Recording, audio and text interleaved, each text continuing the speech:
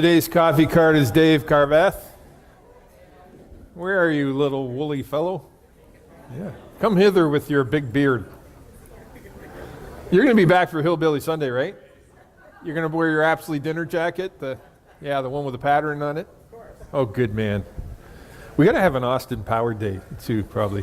This guy dresses as Austin Powers. He really does. I have a friend who's a minister in town, and he's pastor of a little bit more conservative church. You say, what? We're so conservative, but actually a little more conservative than this. And it was one of those days, I can't remember what we had, it was like Halloween dress-up Sunday or whatever. Anyways, he's parked at an intersection. He looks to his right, and there's Austin Powers driving a car. It was Dave. He's got it all. He's got the teeth, the costume, the hair, everything. And he sat there, he looked at this guy, he looked forward, and he said, I bet he's going to Wheeler's church. And he was right. But anyways, yeah. So we're talking about attitude. Last week we talked about having a can-do attitude. Attitude is a little thing that makes a big difference. You can control so much or so little in life. There are all kinds of things that happen to us, happen around us, or even happen as a result of some choices we make. But the one thing you do have control over is your attitude. You can take negative results of today and you can look at them as an opportunity, you can look at them as a challenge. One of the most interesting things as a pastor is to observe people who come out of identical circumstances but turn out to be very different people as a result. Some people come out of horrendous upbringings, abuse, all kinds of things, all kinds of opportunities that they don't have, and poverty and all those kind of things. And they rise to be some of the most complete, wonderful, successful people I know. And then other people grow up in the same situation and grow up and just repeat the cycle and continue it on. It has a lot to do with attitude. It has a lot to do with what we choose to do. Many people think life happens to us, but I would contend that part of understanding that there's a God of this universe is there's a certain amount of choice we have. And probably nobody demonstrated this more than Viktor Frankl. Viktor Frankl was a Jewish man who was in a concentration camp in World War II. And every day was a struggle to live. And he saw the horrendous evil, the horrible oppression, the death camp and everything involved. He saw he had a lack of nutrition, all those kind of things. He said the one final freedom that someone can never take from you is your attitude. And he had an attitude of can do. Today we're talking about something that's the opposite, and it's an attitude of won't do. Attitude of won't do are times in our lives when someone wants us to do something, or something is popular for people to do, and that little check in our heart or that passage of the Bible we're reading or something causes us to stop up and say, this is wrong. This is a contradiction of what I've either learned or believe God wants of my life. And we have a choice. We can go along with it, which is often the easier choice, or we can dig our feet in a little bit and say, hey, I'm not going this direction. Okay? Now this is one of the hardest ones. That's why I put it on the second week, because I thought, if we kind of get our heads around this one, some of the other ones come a little easier. Okay? It's very difficult to be positive. It really is. But a lot of people learn the art of doing that. It's another thing to choose to do something that could possibly make us unpopular. Might even make us offensive to people because of something we refuse to do. Now, how many people here love stubborn people? Anybody? Yeah, of course Mike does. It's because you are one, right? No? Yeah, right, maybe. It depends how funny they are. If they're really funny, you're okay with them? Yeah. There you go. That's awesome. Well, stubborn people often get on our nerves. And I thought, who are the most stubborn people, that I can find? So I looked on that wealth of information and that great source of all knowledge, the internet. And I found this couple, and they live at this house. And this is what the article is. There's a picture that'll come up behind me. Okay? It said, if an uninvited dinner guest smashed through your walls, would you move? More than 11 vehicles have crashed through Tim, Lee, and Lee's McCall's house in 30 years. Only the walls nearby the Indianapolis Speedway are busier. The problem is that the house was built less than a block away from a raised railroad tracks that sent speeding cars airborne. But the McCalls are not budging. They raised their son here. They've made various home improvements. They're even willing to die, or at least continue to watch others do from a front row seat. One of their dinner guests, a teenager, died of his injuries on Christmas Day in 1991 because a car came through the wall. Now that's obviously a bit of an extreme of stubborn people, okay? Because it's not just stubborn, it's kind of dumb, right? Like I would be, erecting a cement wall, or I'd be picking up change of address forms, that. But these people are stubbornly digging their heels in, okay?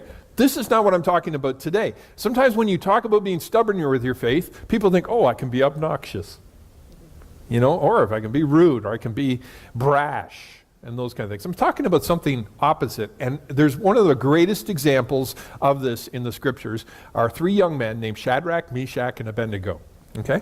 Just a little background. These 3 young men were taken into captivity during the Babylonian Empire. The Babylonian Empire was probably, I believe it was around 600 BC, and it was run by its greatest king, King Nebuchadnezzar. King Nebuchadnezzar, just to give you a perspective, before Genghis Khan or before Alexander the Great or before Julius Caesar, before all these great conquerors came along, Nebuchadnezzar was one of the first, probably the most prominent. This was the first guy ever to lead what we would consider a superpower.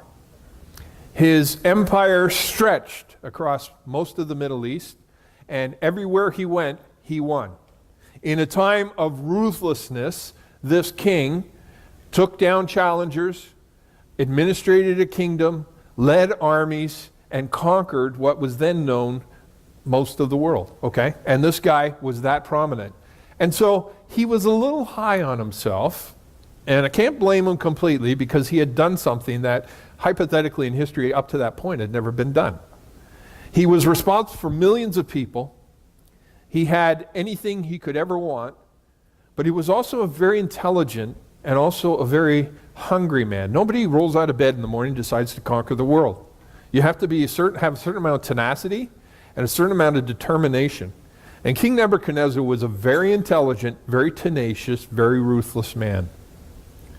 And one of the things that the Babylonians used to do is when they would conquer a nation, they would take the brightest and the best from the royal family of that country, and they would bring them back to Babylon, and they would be the people who would advise and people who would serve the king personally.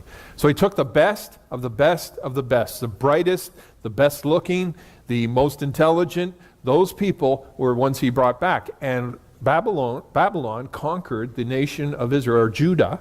Israel had already fallen. And so they took back many of the royal family. Probably the most famous person that he brought back that we're aware of is Daniel. Probably most of us at one time or another have heard the story of Daniel in the lion's den. Well, Daniel was one of these people. And Daniel had 3 friends. And these 3 friends were quite close to Daniel. In fact, in a previous chapter in Daniel, when Daniel was going to interpret a dream for King Nebuchadnezzar, these were the 3 guys he got to pray for him. They were very close. Okay? So you've got this great king on this power trip, and they have these young men who are brought back for no other purpose than to serve the king, and who were kind of in some ways, a compromising position.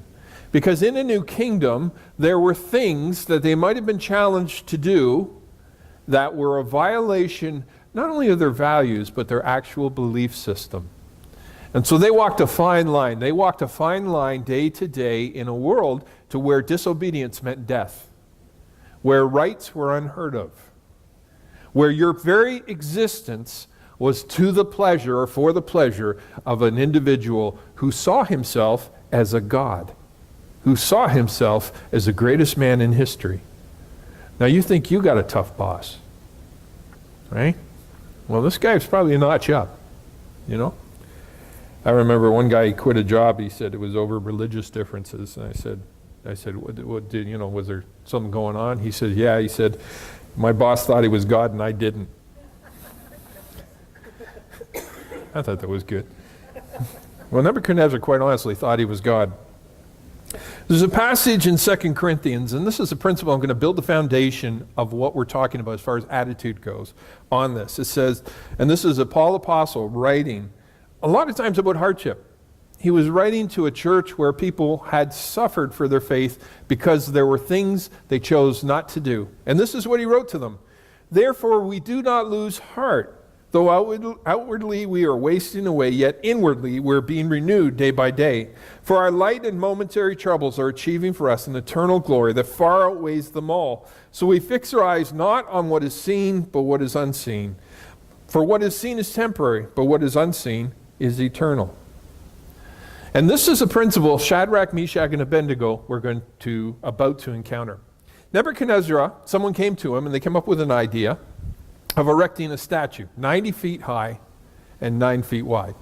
Now the 9 feet wide isn't too big a deal. It's probably about as wide as one of these curtains. But 90 feet high, well, how high would the ceiling be? Would it be 22, 23 feet? Maybe. So think about 4 times as high as the ceiling. This was a big statue. It was laid outside with gold, so it was very shiny. And Nebuchadnezzar, with this statue being built, he issued a new law that every time the musical instruments would play, I guess he was a musical king, he had his own band, and every time they would strike up a chord, every time they would start singing, everybody was to bow in the direction of the statue. And so they all thought this was pretty swell, because Nebuchadnezzar, thinking he was a god, thought this is all only appropriate. And so this started, and it worked really well for a while, until one of the times this music went off, Shadrach, Meshach, and Abednego were in the proximity of the statue. And they didn't bow down. Of course, the people, very upset, they came to the king and told him about these 3 guys. And they said, they don't bow down to it. Nebuchadnezzar was furious. Now, by rights, the execution should have happened then. But these were people who were special. They were people who were hired to serve him. And so he wanted to give them a second chance. He thought maybe there's a misunderstanding, cultural thing or whatever. And so he said to them, haven't you heard this law? When this happens, this is what I want you to do. Now here Shadrach, Meshach, and Abednego are looking at something that is what they believe to be true, a hill they're willing to die on. By that what I mean, I'm going to explain the differences of these things in a minute. He was asking them to do something that they would rather die than do. And that was to bow to an image.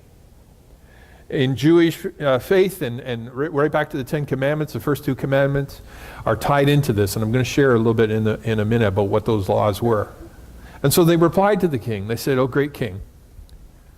And I want you to hear the message in their message. They respond to King Nebuchadnezzar with kindness. They call him, "O king." Okay, there's respect in these words. And when you say, "O king," they're saying, we recognize that you are an authority over us. Okay? But they said, we cannot do this thing. We won't do it. And "O king," we would never do it. And the king said, "Don't you realize you're going to be thrown into a fire?" Because that was the execution. They would basically, get this big furnace going and stoke it really hot, and they would toss you in there so you would burn to death. Not the most pleasant way to die. And they said, yes. They said, but 2 things. One is we serve a God who is over all and who is greater than all. And what Nebuchadnezzar would be hearing is a God that is greater than you. And not only that, that God can deliver us from the flames. But then they say something interesting. They say, but even if he doesn't, we're not going to do this. This attitude of won't do. Sometimes you will be making a decision to be brave about something, taking a stand on something you believe in, and people will say, if you don't do this, or if you do this, you're going to lose your job, or I'm not going to spend time with you anymore, or I'm walking out the door, or those kind of things. And you have to realize that God can actually work a miracle of that. He can deliver you, so to speak. Sometimes things work out better and it turns into a happy story, but sometimes it doesn't. Sometimes you do the right thing and bad things happen to you. And you say, well, Scott, that's horrible. Then why should I do it? We do it because we live for a higher reward. One of the most interesting chapters in the whole Bible is Hebrews 11. It's known as the faith chapter. And it talks about all the historical people all the way through the Bible and talks about the miracles that they became a part of and all the wonderfuls. And then it goes on and talks about the people that the miracles didn't happen, people who were executed, people who didn't survive, people who, died hopeless and alone away from all those people. And they say, but that's okay because they were living for a greater reward. So they say to Nebuchadnezzar, King Nebuchadnezzar, our God can deliver us, but even if he doesn't, we are not going to bow to that image. Nebuchadnezzar gets very angry. He has his people start to heat up the furnace and heat it up and heat it up. And I don't know if the scripture says 3 times or double as hot as it usually is. This furnace is normally used for melting metal, okay? And so he orders them thrown into the fire. The fire is so hot that the guards, and these are his strongest guards, who threw them in the fire, died because of exposure to the heat. So they quite literally pushed them in and then collapsed. That's how hot this furnace was. So Nebuchadnezzar, from a safe distance, is observing this furnace, probably could feel the heat, and he looks into the fire. And what does he see? He sees 4 people walking around in there. And he turns to his right-hand man and he says, weren't there 3 of them? But I see 4 of them. In fact, the 4th one looks really different. He looks like a son of God, which means probably very bright or very powerful looking individual. So he calls them, and out comes Shadrach, Meshach, and Abednego. The scriptures say they weren't burned in the least. There wasn't anything. In fact, they didn't even smell of smoke. And Nebuchadnezzar said from that point forward that he recognized there was a God in heaven, and he made an order. And this is the kind of king he was. He made this order that everybody in Babylon should not say anything bad about the God of Shadrach, Meshach, and Abednego, or they would be cut to pieces and their houses would be ripped down. He's such a nice man. Talk about a guy in need of a hug. So I want to talk about this principle. I've told you the story, and I encourage you to read it. It's found in Daniel chapter 3. But I want to talk about 4 basic principles. I'll walk through them. And the first one's probably the most important, okay? And it's this, is a lot of times we don't know what we believe. And then when we encounter a situation where we're not sure, we scramble to try and find out. Can I just encourage you that it's a good idea to sit down from time to time and write out things that you do believe. Now, I'm breaking these into 3 areas, okay? Because this is very, very applicable for our day and age. Because I'm going to explain something to you and you're going to go, aha, that's why the world the way it is, okay? There are what I call truths, values, and convictions. Truths, values, and convictions, okay? Truths are things you believe are true for all people, in all places, in all situations, for all time. Truths are what, in church circles, we call this orthodoxy. Okay? From time to time, you'll be reading about different denominations or different movements that call themselves Christian, and you will hear about what we consider orthodoxy. There is a foundational belief to Christianity which is held by practically every denomination, okay? And it's what we call orthodoxy. It hails back to biblical times where people sat down and said, what do we know to be true? Paul talks about it in 1 Corinthians chapter 15. He talks about Christ dying for our sins and rising on the 3rd day. And he said, this is a foundational belief. If you don't believe this, everything else falls apart. It's a foundational belief. It is a truth. Orthodoxy are things like the Trinity, the virgin birth, the resurrection of Jesus Christ, who Jesus was, what he came to do, the work of the Holy Spirit, all these kind of things are foundational truths to a follower of Jesus Christ. Now, why did Shadrach, Meshach, and Abednego decide to not do this? Because this was one of those beliefs. Listen to the first 2 commandments from the 10 commandments. 1, you will have no other gods before me, says the Lord. Okay? First of all, God was saying, I am number one. He not only said, not I am number one, he said there's not going to be anybody else. Okay? You will worship me only. I'm not part of a pantheistic view that you can worship all kinds of gods in different situations. It's me, guys. Me or nothing. Okay? And the second one, you shall not make for yourself a carved image to worship, an idol, so to speak. So here's King Nebuchadnezzar, first of all, saying that he was before God, setting up this image. Why were Shadrach, Meshach, and Abednego willing to die? Because these were hills they would die on. This was orthodoxy. This is why Christians, for the last 2,000 years, have given their lives when someone has interrogated them and told them they would execute them unless they forsake Jesus. They would say, revoke the name of Jesus, or say you're not going to be a follower of Jesus Christ. And people all through history have given their lives rather than admit that. Why? Because they live for a higher reward. Okay? Those are truths. Those are things we believe are true for all people, all places, all times, all situations. The second category is what I call values. Values are what we consider morally to be biblical. Okay? These are things that when we look at the breadth of Scripture or breadth of the Bible, and we've interacted with Christians over a period of time, and we go, I believe this to be true. Okay? So one would be maybe the sanctity of life. We believe life is precious because God made people in His image, and He made us in the image of God, and that each and every person has the mark of God on them. And so each individual matters. And all kinds of movements in history, all kinds of movements for freedom and revolutions and all those kind of things have been based when a large number of people said, people aren't better than other people, leadership is great, but when it's at the expense of a majority of the people, that's wrong. So people in history all the time have risen up and said, people matter, we matter. And there's been great movements, and actually some horrible movements that have started as a result of that. But there's a conviction that Christianity brings to society that people matter. Every person is made in the image of God, and they matter. Now, is that a hill I will die on? Probably. But here's the thing. It's a truth that's formulating. Because what has to be formulated is how that looks for our day and age. It applies to all kinds of things. How do I treat my coworkers? How do I raise my children? What do I tell my friends? How often do I go to church? What should I do with my life? What kind of purpose I have? If I believe in that, there's all kinds of applications that fall from that. It's a truth or a value I believe to be true. And the third one is what I call conviction. Convictions are personal beliefs based on their own experiences or preferences. Okay? Can I give you an example? My grandfather, my mother's father, was a horrible alcoholic.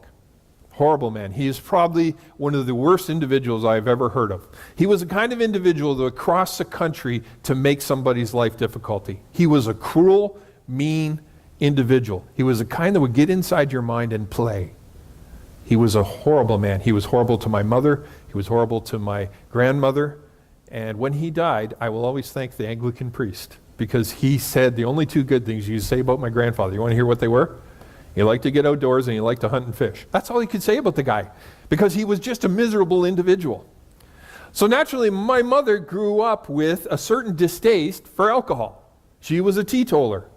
And you would never, ever see any alcohol in our home. So I would grow up believing that no alcohol was the only way to go.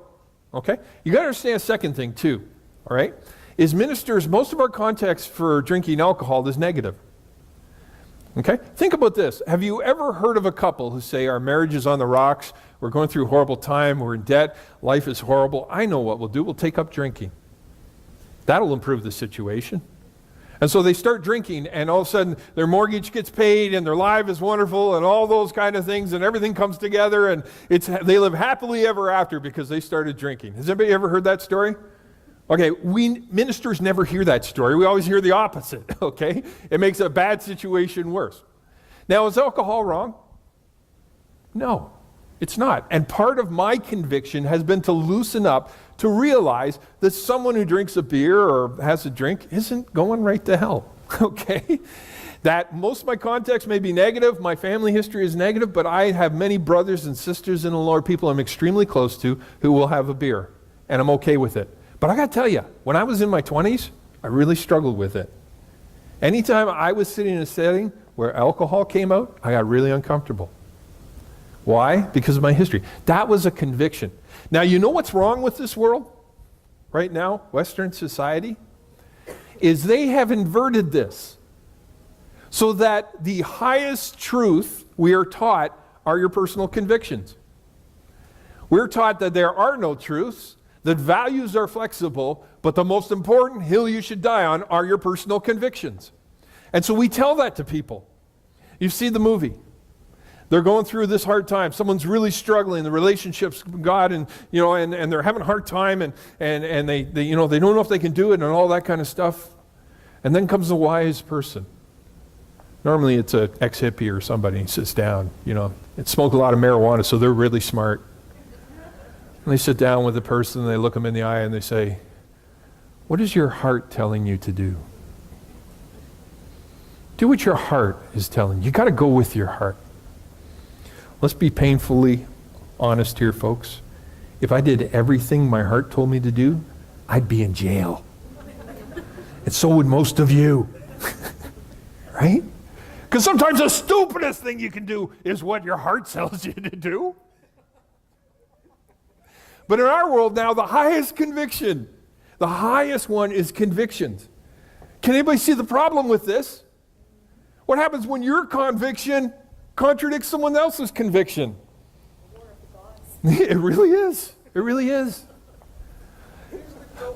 Paul the Apostle, writing to the church, the early church, said when it comes to convictions, let love rule you. He had a perfect example of something that was happening in his world. In the Greek-Roman world at the time, somebody would set up an idol, one of these images, and they would sacrifice to it. Obviously sacrifice some poor cow or chicken or something. And once they're done sacrificing, they didn't want to waste the meat. So they took the meat down to the market and they sold it to people. Now this meat came as a discount because it was the meat that was sacrificed to idols. Okay? Now some in the early church, particularly those who came out of the Jewish vein of things, were very uncomfortable eating meat that had been sacrificed to an idol. Can you see why? Right? The Ten Commandments. They go right back to Shadrach, Meshach, and Abednego.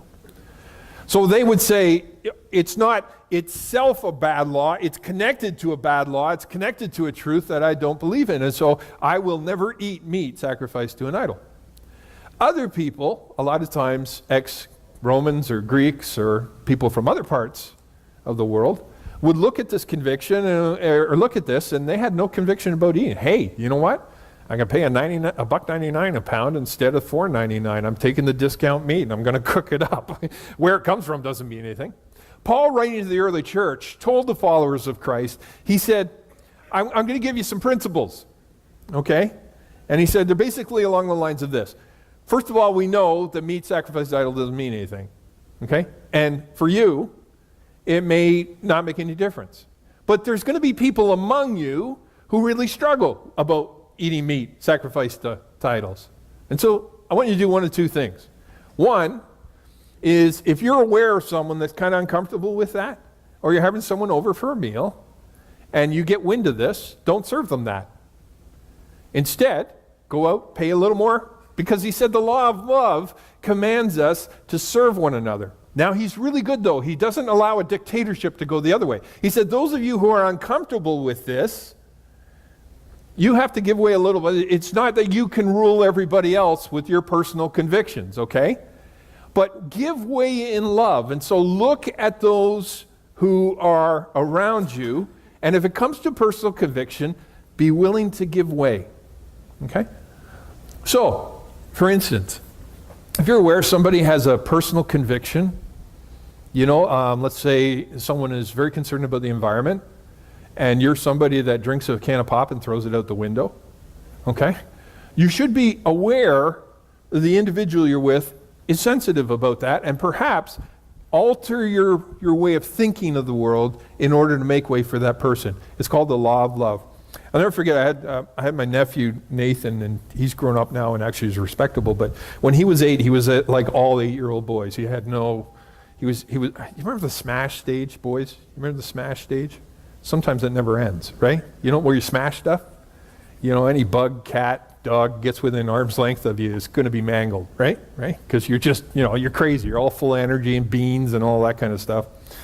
Well, I was walking along with Nathan one day, and he really looked up to me. And we're walking along, and he's chattering, as he does. Chattering about this and that and everything. I'm walking along with him, and then there's this big bug that's crawling across the sidewalk. And Nathan quite literally says, "A bug!" and puts his foot up. And then he looks up and realizes I'm there, and I might not appreciate him squashing creation into oblivion. So he has a foot up for a second, and he goes, "But bugs are our friends," and keeps walking. Okay? That's what you need to do with your convictions. Okay? Be aware of your surroundings, particularly the people who are around you, and be sensitive. Okay? Second thing, expect to be challenged for these beliefs. You got to think ahead of time, what are hills I'll die on? What is my value system? And what are my convictions? What am I a little flexible on? Thinking ahead of these things is the best way to go, okay? But remember this, as a follower of Jesus Christ, there's times you'll be challenged. There are times you will be challenged for your beliefs. Make sure you're challenged for the right beliefs, right? The truths or values. You know, maybe you're in I remember I worked at one factory where it was a paint factory. It was really easy to slip a can of paint out the door. And a lot of guys did it. And a lot of guys encouraged other guys to do it. But that was stealing. So I didn't do it. And got a lot of flack for it. Because they would have felt better if everybody did it. And there I wasn't doing it, the Christian standing out and those kind of things. Be prepared for a little bit of backlash. You know, or if people are partying like crazy and they're going out and, you know, just basically making all kinds of decisions and stuff, they're going to be really miserable if you don't do that with them, because misery loves company and so does trouble. Okay? And so people will want to drag you into that because it will make them feel, and by you not doing it, you make them uncomfortable. Okay? Are you willing to do that? Because Jesus warned us that would be the case. Remember Jesus, he was perfect, right? Walked on water, healed the sick, all those kind of things. There were still people who watched him do this stuff, who still hated him. If he had critics, you're going to too, right? He had 12 disciples. One of them betrayed him. If the most perfect individual of all history, the person who was sinless, who was God in the flesh and all that, had enemies, you will too. Everybody is not going to be your buddy in this world. Jesus told his followers in John chapter 16, he said, "I'm telling you the truth so you may avoid the offenses that are coming. The time will come when they'll kick you out of the synagogue or your church, of those, you know, of that culture, because some people believe God desires them to execute you as a faithful service. They will do this because they don't know the Father, or they would know me." He's quite literally saying people are going to give you the hardest time because you love me. Prepare yourself for it. He goes on in that chapter, he said, "I told you about all this so you'll have peace in me. Here on earth you will have many trials and sorrows, but take heart, I have overcome the world." God is bigger than anything. And when you make a decision not to do something, quite literally, you are recognizing a sovereign God. You are recognizing a sovereign God. Just make sure you do it for the right things. Okay? Next one, be ready to give an answer when you're challenged. Paul the Apostle wrote, "Instead, you must worship Christ as Lord of your life, and if someone asks you about your hope as a believer, always be ready to explain it." Why are you a follower of Christ? Why are you making that decision? What is the reasoning behind it? You know, sometimes somebody will quite honestly say, "Why are you choosing not to do that?" And sometimes people give the most obnoxious answers. "Because I don't want to. Because God doesn't want me to. Because I'm better than you. Because I'm a good God-fearing man." You know, all those kind of things. I don't know if you hear the inflection in there, but that can come across as quite offensive. I remember I worked here at the college, and I gotta be honest with you, I was an obnoxious religious jerk for the first couple of years. I learned about being a Christian from people who weren't Christians. They were just so nice and patient with me here, and I learned so much from them, from these people who didn't go to church. Anyways, one time I remember, this dates back, but it was when Cher made her second comeback. I think she's made 16 comebacks, but she made her, you know, if I could turn back time, you know, then I would find the way, or whatever, you know this song? Okay, she was kind of half country, half rock, or whatever. I mean, it's a long time, it dates me. But anyways, a lady next to me said, "Scott, have you heard Cher's new album? It's really good." You know what I said? "I don't listen to that junk." Isn't that arrogant? There's one of the things I've said that I wish I could take back, because that shut down that conversation. You know what? Someone will say, "Hey, I want to know, you know, everybody's doing this, why you don't do it? Why would you not do that?" How will you answer them? Can you answer them with gentleness and respect? And say something along this lines, "You know what? I'm figuring out a lot of life, but but I've been going to church and I've learned about Jesus. And you know what? I think this is something that would make him uncomfortable. Or, you know what? I used to do this all the time. And then I woke up one day and realized this is stealing or this is wrong. And so I've decided not to. You see, share at the time was a conviction. She wasn't a value. She wasn't a truth. I just, at the time, thought anybody that didn't have a Jesus shirt on, was a horrible person. Okay? Because I was a bigot. So there's no right answer. There's no way I should have made that conviction a hill I should die on. But I did, and I drove away someone who I should have given a gentle answer to. A gentle answer should have been, no, I think I'll check it out. Or why do you like, her music? Where did you hear it? Are you going to one of her concerts? There's a million things I could have said, which Jesus would have been perfectly okay with. It didn't mean I had to go out and buy Cher's CD. Probably should have. Might have loosened up a little bit. I was pretty petrified in those days, right? But that was an answer I should have been able to give. And then when it comes to truths, there are answers I should be able to give. Shadrach, Meshach, and Abednego, in replying to the king, recognized they called him O king. They respected him, but they still said, I won't do this. Shadrach, Meshach, and Abednego replied to the king, we might be thrown into the blazing furnace, but the God we serve will be able to bring us out alive. He was saying, King, our God is so powerful that he is greater than burning furnaces. And even if we step in there and we're incinerated, we believe in him so much that we believe we can walk in there and walk out again and be perfectly fine if he decides it. They were respectfully saying to Nebuchadnezzar, we serve a God who is greater than men. Who is greater. The reason we're digging our heels into this, when there's so much we're willing to do and we respect you and everything, but we're digging our heels in here because we believe in a God who is so much greater than this choice. And then finally, trust Christ to be with you in the fire. The writer of Hebrews said, don't love money. Be satisfied with what you have, for God has said, I will never fail you. I'll never abandon you. God is with you. I can't think of a more appropriate example than you have these three guys walking around in the fire. I wonder what they were doing in there. You're stepping in and you're not burning. I'd be like looking around and doing all kinds of cool stuff. I'd be like moonwalking in the furnace, like all kinds of things, it would be really cool. I don't know why my mind went there. It just did, okay? But I think probably the thing they were doing the most is talking to the fourth person, saying, you're here with us. Thank you. You've never abandoned us. I've met so many people who have gone through furnaces, gone through horrible situations in life. And they said, I didn't realize it at first, and I didn't realize it until much later, or I didn't realize it during the time, or there were times I reached out, but God was with me there.